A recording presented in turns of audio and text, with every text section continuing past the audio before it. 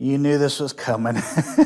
So we have another set of laws for sets. Now, to be honest with you, a lot of them are going to make sense, and frankly, a lot of them look pretty similar to what we've done before. So I'll be honest, there's going to be a lot of different books. Actually, our book really doesn't go super deep into this because they start going right into examples and trying to make sense of it all. You know, some things that are online and resources, they really dig into each one of them. I'm not going to do that for you. You're welcome to ask me any questions about it, but I'm going to do exactly like the book does, and we'll move on to examples, especially since, again, a lot of these are very, very similar, but this time we're working with sets of different values. So just a heads up on set identities. I'm going to go over them in some proofs here in a little bit. You knew that was coming too, and we'll get into that here in a second. So I'm still going to give you a few notes on some of the laws. First one is the identity law. If we're trying to have A union with an empty set, it's still A.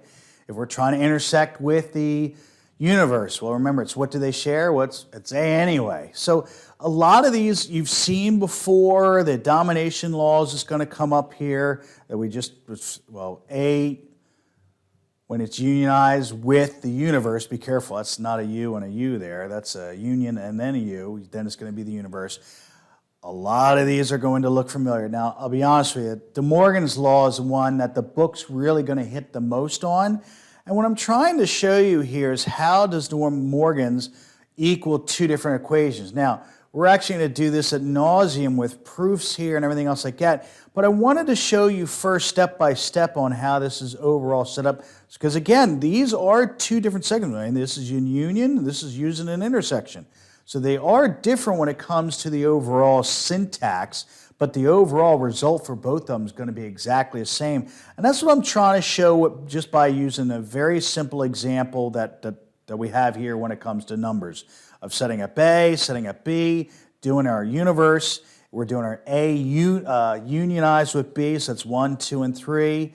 What is not in that overall set is going to be our 4, and follow along here. So notice, oh, you know what, I got a boo-boo on that one. That should be in the set of 4. So these two should be equal when everything is said and done.